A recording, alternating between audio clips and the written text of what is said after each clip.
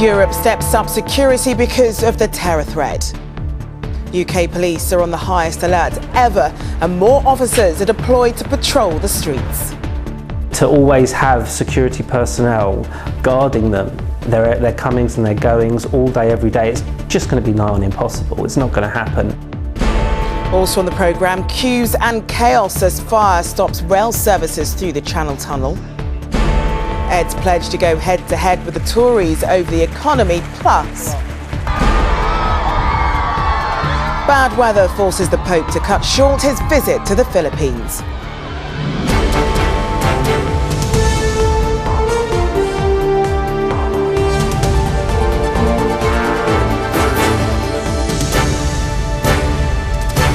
This is ITV News with Charlene White.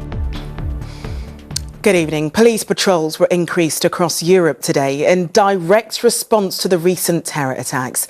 Armed police patrolled government buildings in Belgium 2 days after 2 suspected extremists were killed in anti-terror raids.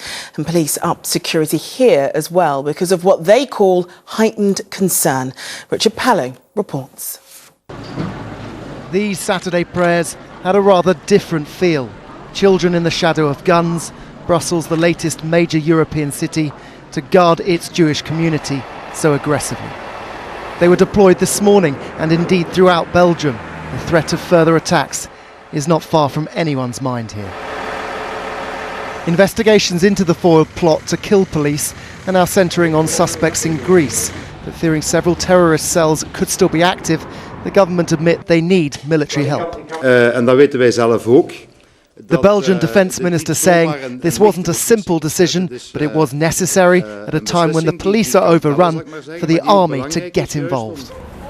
In the UK, patrols have also been increased today in many Jewish areas, although there is no specific intelligence about any particular plot on British soil.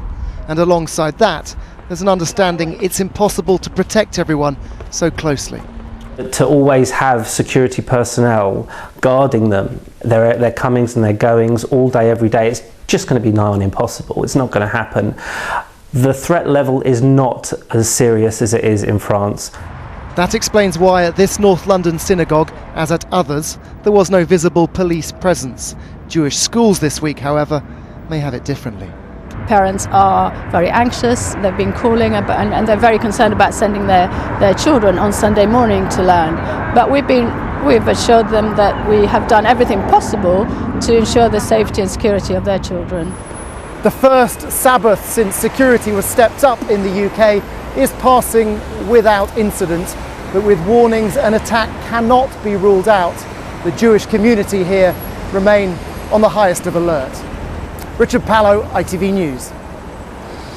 The Channel Tunnel has reopened tonight after a lorry fire caused it to close for several hours. Thousands of passengers were stranded on the wrong side of the channel and left to scramble for hotel rooms. And there was more bad news for those booked to travel by Eurostar, with trains out of action until at least tomorrow morning. Duncan Golestani reports.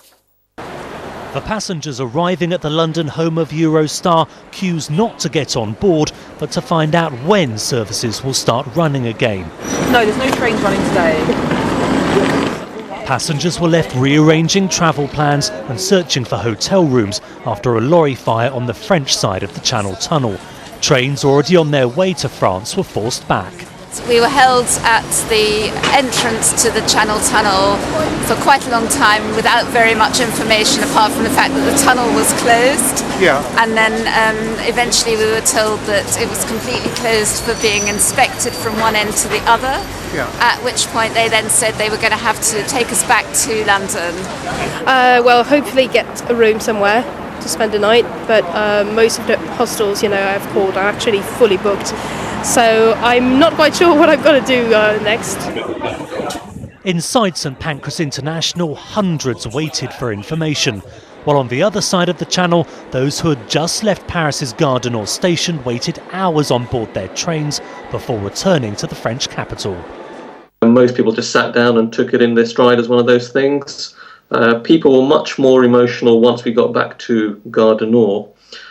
Because the Eurostar staff didn't know when the train service would resume. There have been a number of fires in the Channel Tunnel which have led to major changes in how they're dealt with. That includes 4 underground firefighting stations which can detect and extinguish tunnel fires. This time services are restarting much sooner, but not before disrupting the travel plans of thousands of passengers. Tonight, car and freight services are running through the unaffected tunnel. That should help clear some of the traffic that has built up during the day at Folkestone in Kent. As for passenger services, they are expected to restart tomorrow, albeit with delays of up to an hour. But here's the warning from Eurostar. For travellers who are expecting to travel today, they are being told not to turn up here tomorrow unless they have rebooked. Eurostar saying the services were already busy and space is limited. Duncan, thank you. Ed Miliband went on the offensive today, accusing the Prime Minister of ignoring the cost of living crisis. The Labour leader said Mr Cameron's plea to companies to turn recent profits into pay rises was timed purely to coincide with an election and followed 5 years of denial. From Westminster, our political correspondent Romilly Weeks reports. Thank you very much. If you believe the Labour leader's aides, it's the Prime Minister Ed Miliband wants to thank by suggesting wages should now go up as oil prices fall and taking on Mr Miliband on his favourite topic. And imagine our surprise when we wake up this morning and we now hear that the Prime Minister thinks Britain needs a pay rise. I tell you, people across the country are choking on their cornflakes. This is someone who has spent months and years telling us there is no cost of living crisis. And if there ever was one, it's been fixed. You could not make it up. The Prime Minister made his comments about wages at the end of his trip to the White House, saying, "I want to see companies' success pass through in terms of wage increases. It has to be done in a way that's affordable and in a way that companies can continue to grow. We need to see productivity increase." There's no doubt that for 4.5 years, cost of living has given Labour a strong line of attack. But the coalition parties are banking that record low inflation and falling oil prices will start to change that. We've seen pay rises start to happen. And as oil prices fall, and that's a positive for the economy, we should see that pass through. But what we've heard from Ed Miliband today is a plan for more taxes, permanent borrowing, and more debts than our children could ever hope to repay, which would be a risk to the economy. What we've been working to do is to cut income taxes, a big Liberal Democrat commitment, create jobs, and yes, of course, over the next few months and years, that is something which will feed through to wage packets and living standards too. It was Ronald Reagan who asked the American electorate to devastating effect, "Are you better off now than you were 4 years ago?" This election could well be decided on a similar question, and at the moment, both parties think the answer could go their way. Romilly Weeks, ITV News, Westminster. Afghan police have arrested 5 men in connection with the Peshawar school massacre in Pakistan last month. More than 150 students were killed at the military school by the Taliban. Officials said the men were detained near the eastern border. Here, around 100 students have joined police and rescue teams in the search for a Durham law student. 19-year-old Ewan Coulthard hasn't been seen since he left a local nightclub on Thursday morning. Today's search focused on the River Wear, close to where he was last seen. A man has appeared in court charged with 4 counts of arson after a series of fires in South Oxfordshire earlier in the week. The local council offices were badly damaged, along with a funeral parlour and a nearby cottage. Andrew Main was remanded in custody to appear at Oxford Crown Court at the end of the month. And they only announced their engagement 10 days ago, but Stephen Fry married his partner Elliot Spencer today. The couple announced the news on Twitter with this photo from the private ceremony, which is thought to have taken place in Norfolk. Pope Francis was forced to end his visit to the Philippines earlier after a fierce storm hit the city of Tacloban just over a year since Typhoon Haiyan has devastated the region. Thousands of people braved the wind and rain to attend a mass, only for it to be cut short. This report from Richard Morgan. An image that shows just why the Pope was forced to make an early exit from Tacloban. This plane carrying Filipino government officials overshot the runway in strong winds and pouring rain. No one was hurt. It was a disappointing end to a day to remember for the people of the city, worst hit by Typhoon Haiyan just over a year ago. Tens of thousands lined the streets to welcome Pope Francis, visiting as part of his tour of Asia. We hope that there will be no calamity here in Leyte anymore, that the Lord will bless us through Pope Francis. We are so happy and so blessed that we meet the Pope. Those too young to appreciate the identity of their VIP visitor braved the elements to meet the man they call here the People's Pope. Next stop, an open-air mass in front of just some of the country's 80 million Catholics. So many here touched by last year's tragedy, now comforted by the man named after the patron saint of the poor and dispossessed. Quise venir para estar con ustedes. I'm here to be with you. Un poco tarde, me dirán, es verdad. A little bit late, I have to say. Pero estoy. But I'm here. As His Holiness prepared for his premature departure, a lighter moment. Even the head of the Catholic Church, it seems, not immune to the weather. Richard Morgan, ITV News. Britain's #1 female tennis player Heather Watson warmed up for next week's Australian Open by winning her second title.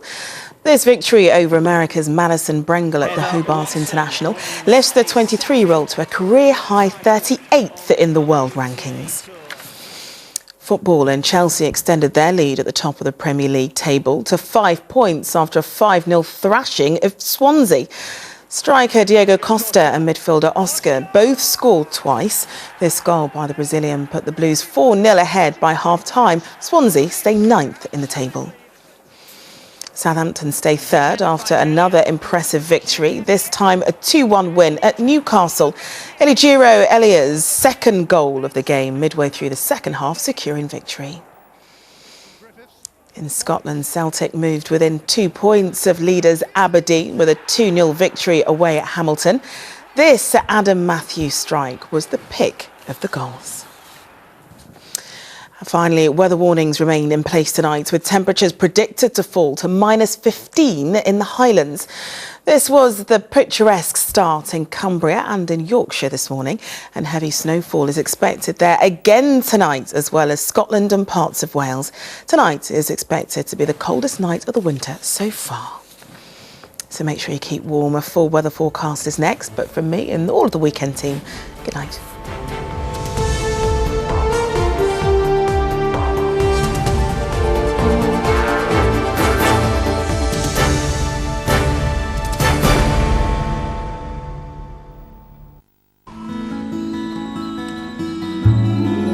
Warm outlook.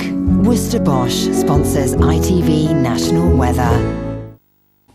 Hello there, very good evening to you. It's very cold indeed out there, you've probably realised, and over the next few days there's very little change, wintry showers but also a fair amount of brightness.